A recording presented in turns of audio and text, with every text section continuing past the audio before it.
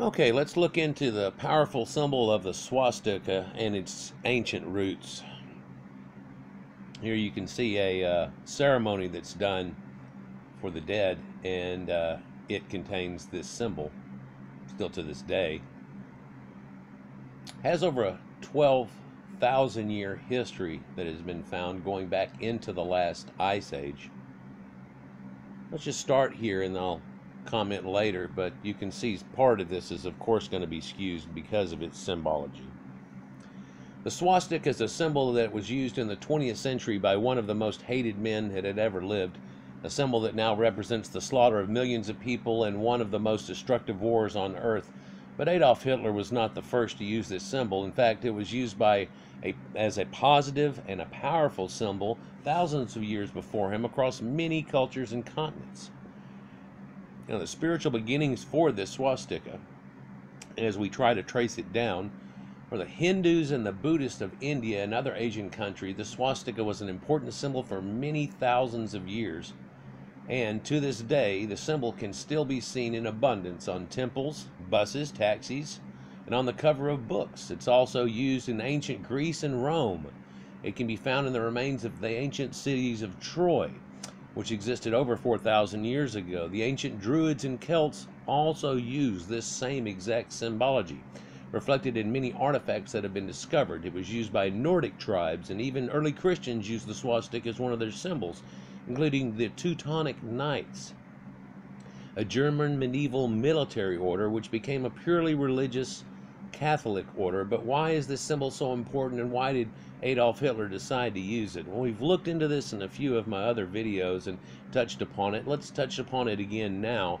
For this why does it stretch all the way across here? And in fact, I'll show you later, it comes into the Americas, something that people aren't even well known of. But then again, these Proto-Indo-Europeans also had come into the Americas. I did a recent video, probably about a month ago, that they have recently found a Caucasoid people that are coming into the Americas, and a burial that's leading into Alaska, and it predates any of the Aleutian or Inuit type Asiatics that came over and became the Amerindians themselves. So it looks like there's one of our verifiers that we've been looking for a long time with the Solutrean people and so on like that.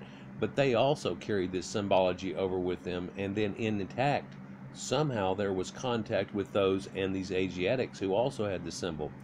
We can also, when these were really like a Proto-Indo-European, if you will, but the Proto-Europeans themselves are shown to have again shared over into China, bordering into itself. And I've shown the pyramids that they have in China, and the ancient Caucasians that are there. They're extremely tall, light-haired and tattooed up people and so on that are there, that have been buried in the Tarim Basin mummies and all the ones that go along with that, and that carried on into there. They also have the ancient Aryans that had run down and into India and helped to form India and pull it together as a nation that it is today, and this symbol was carried to by them also.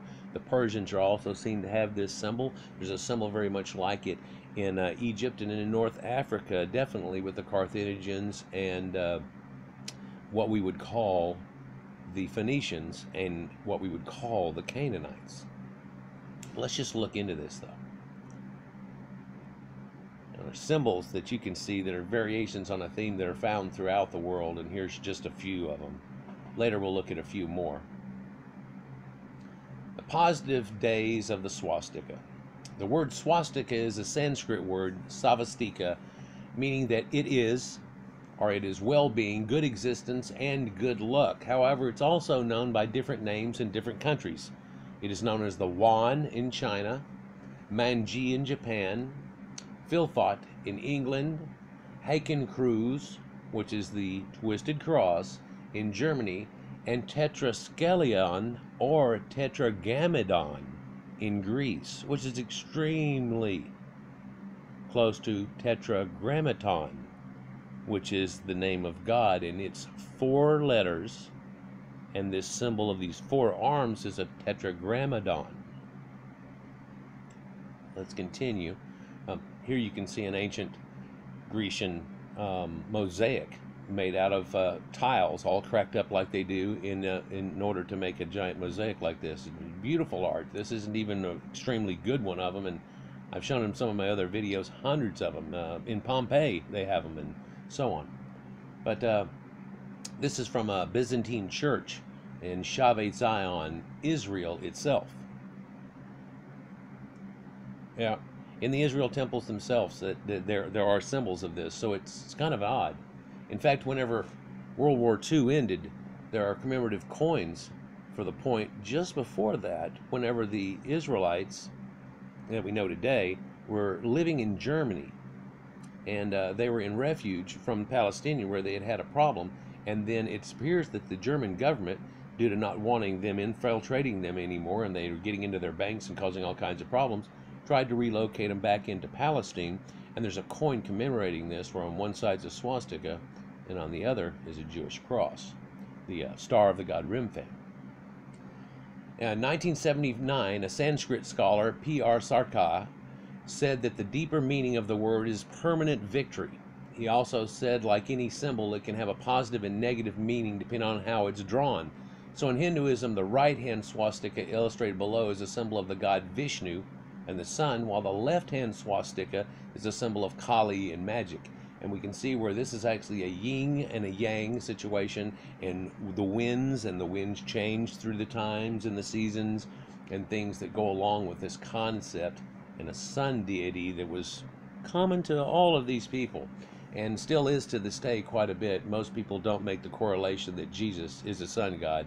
The sun reaches its lowest point on December 21st and stays symbolically for 3 days. The earth wobbles, and so it appears to really not go any lower. It goes 1 degree per day out of the 360 degrees of a circle, and this comes from the Sumerians, and that's the declination of the sun. So this is something that was figured out a long time ago, and our entire sphere of things like that go with this numerology and things that go with it. But it stayed dead for 3 days and then began to rise again to save all mankind from not going through another winter or not going through another ice age.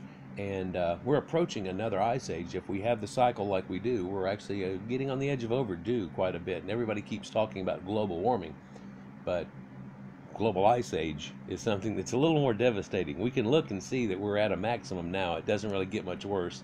Everybody says we're causing all these problems on the planet, but we look back at a few generations ago through the ice sheets and the way that it looked then, and there was a worse situation then than there is now, and we weren't putting crap into the air. And there weren't cow farts. But I digress, like I always do. 12,000 years of symbolism are attached to this. 12,000 years.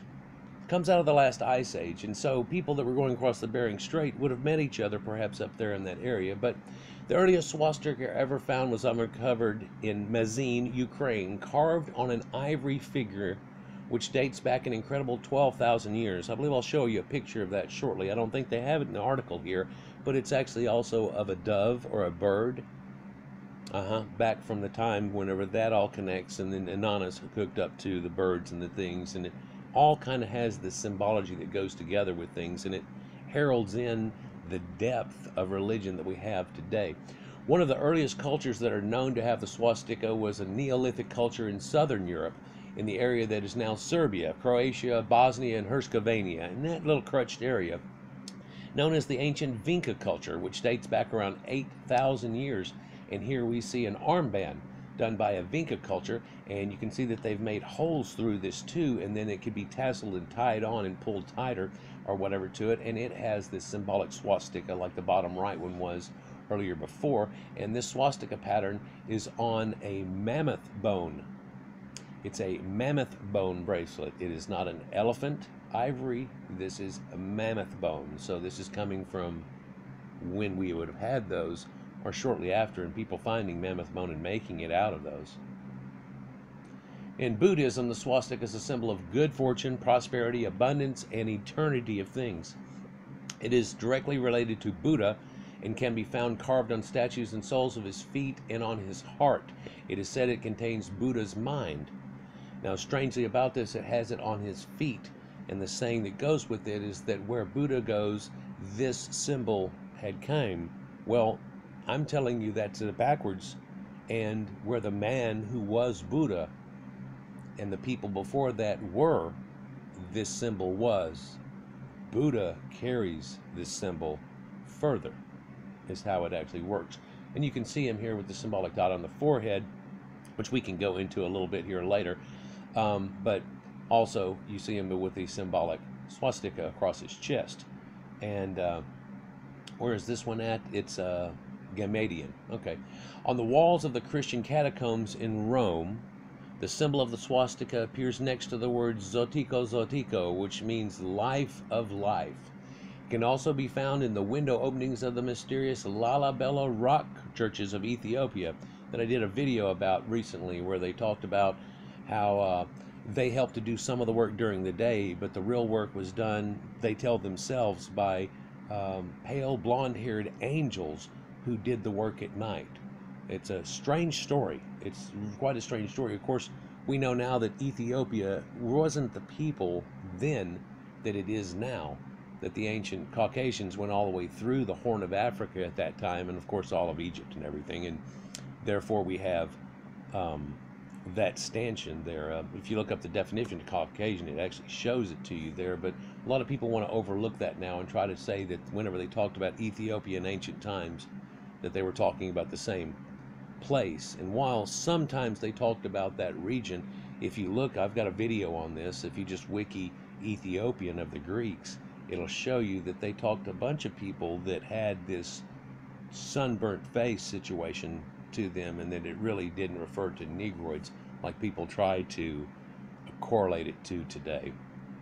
So here's that Lalibela church, and you can see the swastikas are in there, and it's kind of a neat showing there, and it shows you how it went with religion and was quite a crux of religion, a cross of religion for quite some time, and yet nowadays it's looked at as being a hellish thing and all bad, and politically correctness has ruined this symbology, and I think probably for a reason. That's in that Lalibela rock-hewn church, and to go inside and look from the inside out, it's kind of neat. You're looking through a swastika symbol, seeing the sun come in, and so on. And you can find it in churches all over the place here, in symbologies, even in the crosses, where sometimes you'll see a four-leafed object, which actually has to do with Enki. In the ancient games they find in Sumeria, the tablets that they had for each one, and the cubes they have, almost like the Mazingo, or the game that, the Oriental matching tile game that they have. This was a tile table that looks almost like this cross here somewhat, and it was something that they had a board game on, and Enki is symbolized by this symbol that's right here, by the way. But in the heart of everything and the bottom of everything, it's the swastika, and it's that eternity. It's found in churches to this day that are so against that idea that it happened in World War II, but this was made so long before in stained glass, before that ever happened, it had nothing to do with it. You can find the symbology here with the four flowers again. You can find this chain of life that looks like here, and again, swastika is inlaid on the floors of these ancient churches. This is pews. This is an ancient church here. These are various examples of swastikas in Christian settings. Here we have, on the left, the Samara bowl, and it's at the Pergamon Museum in Berlin. I've shown this a few times. It's got the fish symbolically all around the bottom of it, and you would think this is some type of Japanese bowl, but it is not. And it has the swastika symbol on it, and these carpish type goldfish going around the bottom of it, and so on.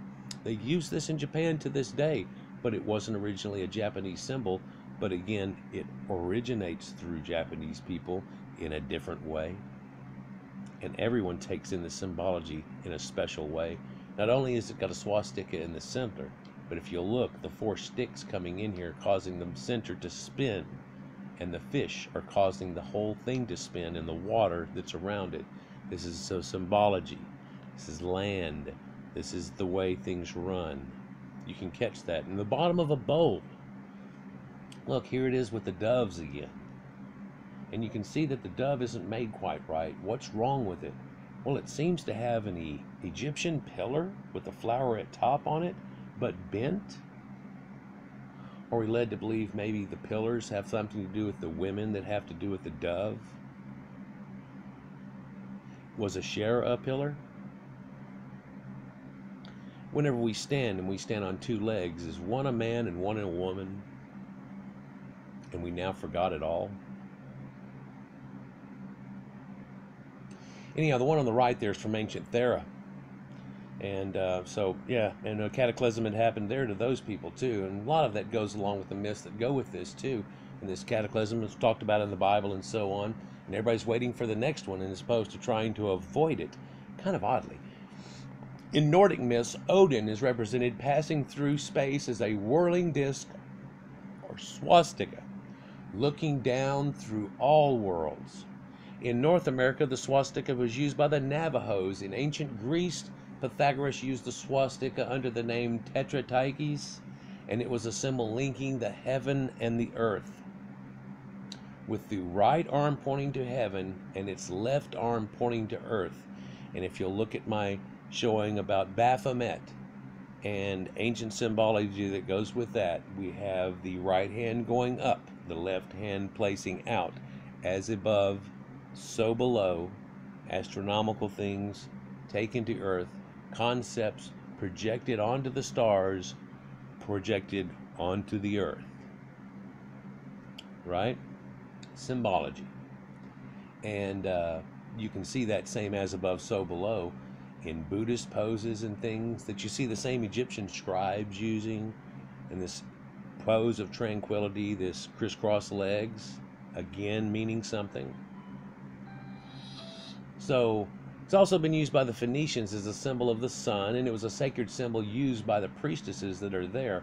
We find ancient Phoenician stuff, and here's a Phoenician princess, and she's got the same symbology on it. And if you look, one goes, there it is.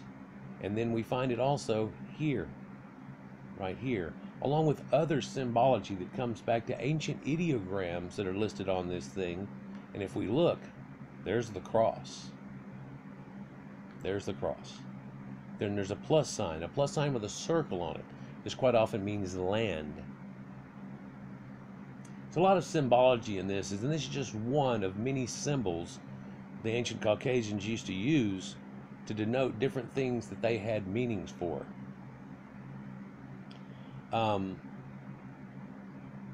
The swastika is the Phoenician sun symbol on the Phoenician Craig Narget stone in Scotland.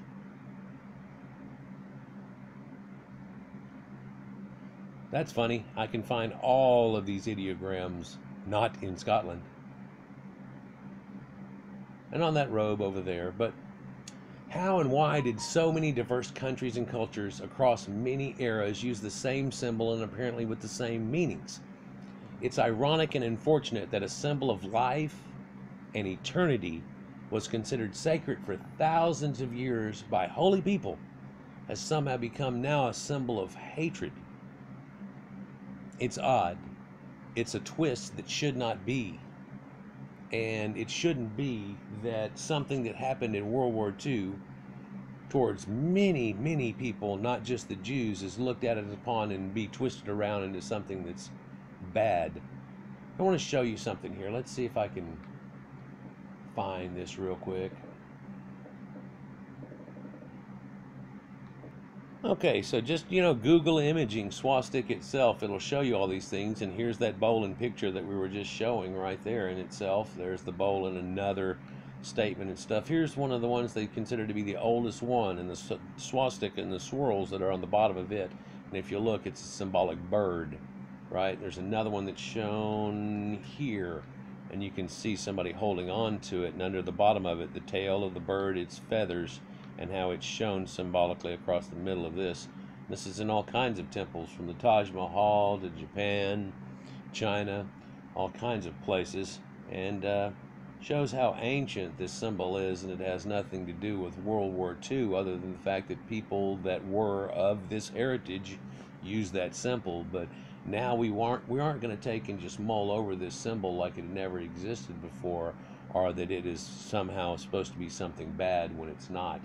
Whenever you can find coins from around the world that contain this symbology, at least on one side of it, that'll have one of the kings, and on the other side, that prosperity symbol. The lion, its prosperity symbol. The three as one, and the prosperity symbol. Pegasus itself with an ankh below it, the prosperity symbol. Man, two doves and a cross and a prosperity symbol. Over in China, even cut out coins and so on, prosperity symbol, again, over and over again. Here's one from out of one of my videos, or is this Robert's? This is Robert's because it's not in the same order as mine. But here we can show that they had this symbol, see if I can catch it here, in India, in Russia, in Germany, inside of another form of a cross, in USA, right here from car companies and so on. Etruscans had this symbol. In Iraq, in ancient Iraq and Sumeria, they had the symbol. In Armenia, they have the symbol, and it's actually two snakes. That's a snake head and a tail. That's a snake head and a tail. Like two snakes coming together. And that's going to come up in a Conan video, so I want you to remember that moment whenever we start talking about Conan and how the Sumerians had a connection to all of this. And it's shown in movies and stuff that's kind of in your face. And it has been all my life, and it keeps showing up, and I'm like, oh my God, and nobody knows, you know. But yeah, in Peru, in Korea, in the ancient Anglo-Saxons, in the Thracians, right? All of these people have this ancient symbol. And it's goes back much older than what we're looking at even there. You can find it on all kinds of ancient pottery that really have nothing to do with Germany whatsoever, but does have to do with Proto-Indo-Europeans. There's another one. I've got a little vase like that we got from a Navajo village whenever we were kids. It's painted up just like that, except for the bottom is done in a glazing type thing, and the rest of it's done just like this, and it's got that symbol on the thing. I should pull it out and show it to you. But sort of trinket type stuff. Actually, it was my mom's trinkets back in the day and stuff. You can find it actually on old ivory.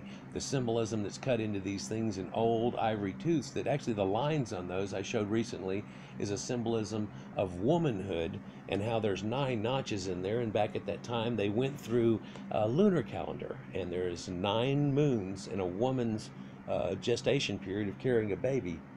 And there we would go. And there's 13 moons in between a year, but it leaves 11 days left over. It used to start in September at a time of harvest, and that's kind of the reason for at one time somebody making September 11th a bad day. Coca-Cola, the bottle opener. And they're kind of expensive to have gotten and everything, but then you find this hanging symbology too that goes from a lot of things all the way back. Yep, Coca-Cola, 5 cents in bottles. It was all over America at one time. It was all over ancient worlds where you can find it still, and they show it with animals and the circle of life, right? And this sun symbology that they had that went along with it, that you can find on temples all over the place. This is up in Greece. And you can find that same symbology, bam, there's another picture of it with its edifices. You can probably make it out better there. Here, shown with a lion. What does it have to do with Thoth and the bringing of knowledge? It has a lot to do with that, but look and continue. It's all over. This is in Ukraine, and then this is at Baalbek. And here it is again at Baalbek. And people build to this day things that are made along this structure-wise. It gives feng shui. Feng shui. What's feng shui? It's happy family. It's the way things are supposed to go in that correct order. It's a correct proposition of things. You can find this going way back in necklaces and stuff, Sanskrit necklaces, 3,200 years ago. You find it on sacred rings. Yeah. You find it on sacred necklaces. The symbol of the elephant. It also has 33 here, which is a Masonic type thing, isn't it?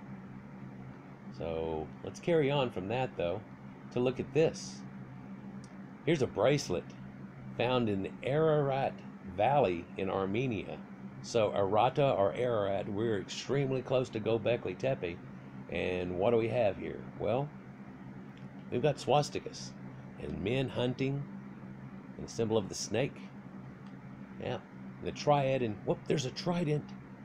Oh, Neptune saw that. There's another swastika. What's up with that? Here's a man's head holding the banner of the swastika, and he's got two plumes coming out of his head. I think I showed you how that connects to ancient Egypt and through the Sumerians. You find it in ancient ceremonial bowls all over Japan and the Orient like crazy. You find all these variations of symbols of this same concept. Here's a seal that they used to use, they would press whenever they made a sacred thing in the scroll, and they would close it up and they would put wax on it and press that seal in there, and you'd know who it came from. Guess who? The symbolism is shown just like crazy. Oldest of bowls scratched into it and quartered ware people like this. Strange. In the center of Thracian people showing, now why is it possibly trying to do this? Oh, that's because this is an American fighter pilot from World War I. Yep, want you to make note there. Let me zoom in here.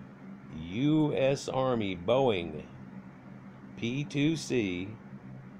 Bam! This was an American symbol at one time, and a symbol all over America. It tells you down here that there may be an Indian sign, and then we also talk about Indian. It's a different thing, totally altogether. Fine eating California fruit, swastika brand. Coca-Cola used that on the back of cards with pine cones all over it. What does... People are not pulling these ideas together, but sure enough there is. Ancient symbolism, a Hindu boy with a shaved head. Oh, is he a Nazi now? No. That's not the way any of this works. That's not the way any of this works. So yeah, swastikas. Just thought I'd touch on that because it showed in there. But let's take another look too. See if we can find just a few more. It's the oldest known symbol. It's ancient. It's a symbol that's been used for well over 3,000 years, they say here. We're showing you 12. It predates the Egyptian symbol of the Ankh. It was introduced into Southeast Asia by Hindus and so on. Just a sneak peek at Hindu and Brahma and the things that had come from there. Maybe I'll show that to you on the way out the door on a video I've got coming up here. But yeah, even scratched into ancient rocks. This rock that they had found. Now they can't date that rock too well, but that could go well past 12,000 BC. And people have come up with this idea that maybe Saturn and its rings, that it had got pelted by an asteroid and it slung out this stuff that caused a swirling that ended up turning into its disk, and that could have been the symbol that people saw in the sky, and it gave them the idea in an ancient time, and that Saturn didn't used to maybe have rings or as much, and it really got added to at this time. I've shown a video too where they show that those rings in a faint way go out way wide, much bigger than even the moon as we see in the sky around the dot of a star that would be it. It's a huge disk around it, and if it did play out like this and then get pulled back in and caught into orbit, maybe so. Maybe that is the origin of it. Maybe so. But a strange thing with this symbology that goes way back, these ancient coins, everybody's got it. Oh, here's an ancient Navajo rug this guy's got. This thing is rich. He's got it for sale. It was made from 1910. He's got it for sale. I think the sale price on it is $30,000. I think it'll go for that easily. Look at the craftsmanship that's done in this from that time that's done and how well it's been kept. But yeah, crosses and swastikas all over that thing. It's Navajo rug. Navajo rugs have a lot of symbology where you have angles and darts and things like this. And a lot of this is ancient symbology that you see on all of these things. There's a couple of swastikas right there in that Navajo rug. So it's a symbology that can be found. Oh, there's a jug that they dug out of the wall. It's got it in that. Ancient whiskey. What? Private stock Irish whiskey, C. Sherman. What's this? Denver, Colorado. It's in that. It's, man, it's all over the place like crazy. Um, yeah, and they talk about Buddha and how it had carried very much through Buddha and so on. And you can see it ancient symbology all over this statue that's here, written on the side, and scrollings that are done and so on, and stuff that dates back much, much deeper than what we want to give credit for in any way, shape, or form. Yeah, let me see if I can show you that other little piece of something here about Buddha. We'll do a little reveal here on something that'll be a coming up video that I'm trying to get together. I've ruined it twice, like I do. Yeah, and so this is Bodhidharma. This is wood carving done by Orientals, but that's not an Oriental man. No, at this time they definitely knew that it wasn't an Oriental man. In fact,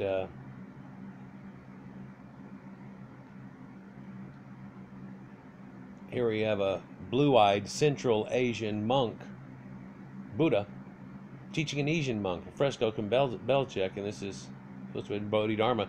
The red-haired monk is Tocharian.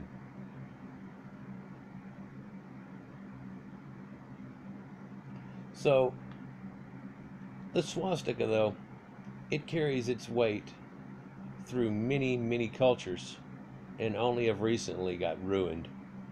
And it's kind of sad that it did get ruined in the way that it did, and it's all in a politically motivated, symbolic type thing that people are pulling off, and most people can't see through that enough to see the reality of what's actually going on, and where you can still find swastikas at the bottom of gates and in ancient temples around the world. And oh man, people try to use it for an hate symbol and spray it on your wall right now, but if they knew that it meant happiness and prosperity for whoever you put it on, they probably wouldn't do it.